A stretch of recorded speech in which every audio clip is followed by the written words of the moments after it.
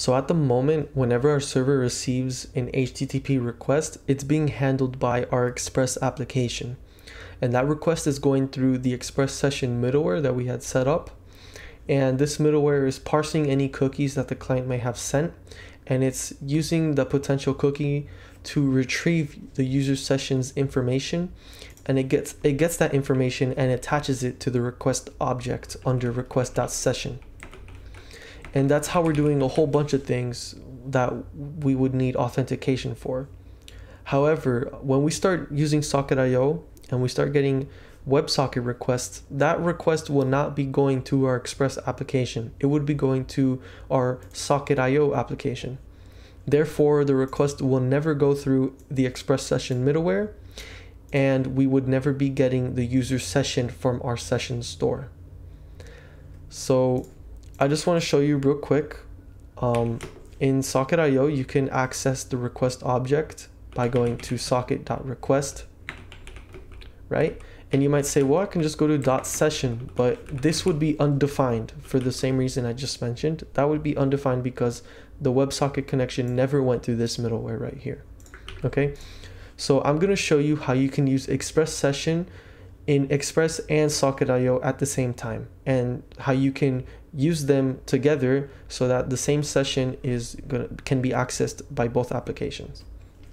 So in SocketIO, you can also set up a middleware, and that would be by doing io.use. And however, it has a slightly different signature than Express middleware. In SocketIO, the middleware takes in a socket and a next callback.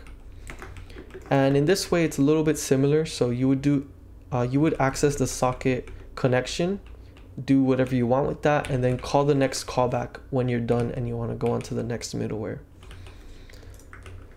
So as you can see, Express session middleware and SocketIO middleware are not compatible by default, but we're going to change that, and it's going to be really easy and simple. So first thing we want to do is we want to grab this function that we're calling, which is our Express session middleware.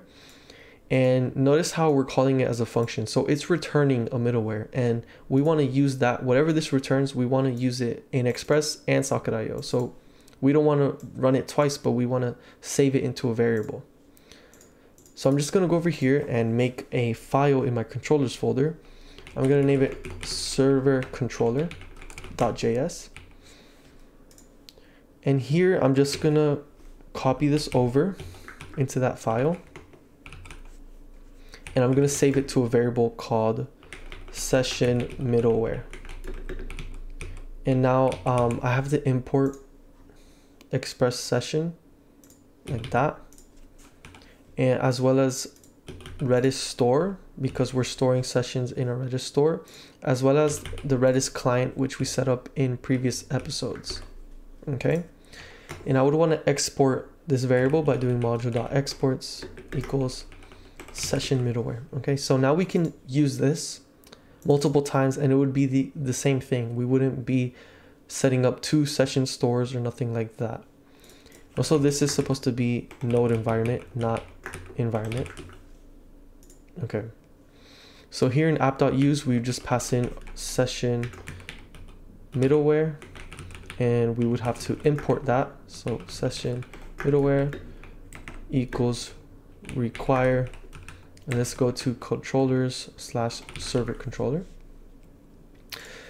So ideally, we would want to just do io.use session middleware, but SocketIO middleware gets passed in a socket and next. So we just want to change the signatures to make them compatible. And we can do that by creating a function. So I'm going to go over here and create a function down here. So here we would just want to create a function called wrap, and this is where we're going to change and make things compatible. So wrap is just a function that takes in one argument, which would be an Express middleware that you want to use with SocketIO. So you could put parentheses here, but I'm just going to keep parentheses there to keep things a little more explicit, but that's not necessary. So this is a function that takes in an Express middleware, and it returns us a function, and that function would be the socket middleware, which gets passed in the socket and next by SocketIO. And then in here, we would just want to call the express middleware. In the SocketIO middleware, we call in the argument that was passed into wrap, right? And we just want to pass in as the request socket.request. As the response, it's an empty object because we're not going to do HTTP responses with SocketIO. We just want access to that request object. And next. So basically that's all we have to do. And then we're just going to export that.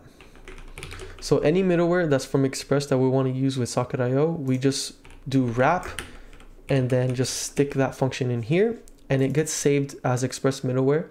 And here we're using closures to save this argument. It's getting saved in a closure.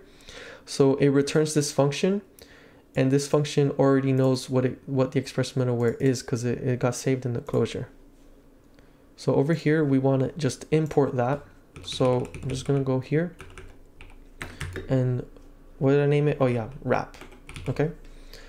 So here we would want to do io.use wrap session middleware.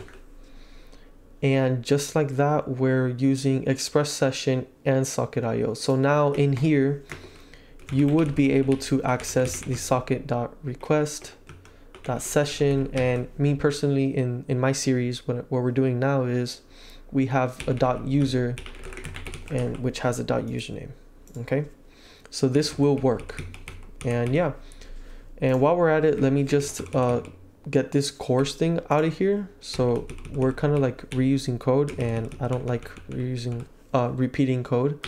So I'm just gonna make another thing here called const course config, and like that. And I'm gonna also export course config and use it here, as well as here. Okay, so see how neat our code is now. All right. So yeah, that's all you need to do to use Express session with SocketIO. Thanks for watching. I'll see you in the next one.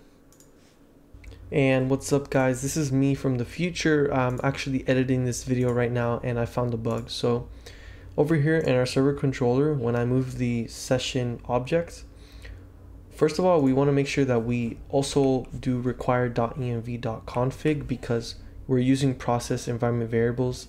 And if we don't transfer this over to this file, then this is all going to break. And also make sure you update the import path for our Redis client. Since we moved this to a different directory, we're going to want to access the Redis client from a different path.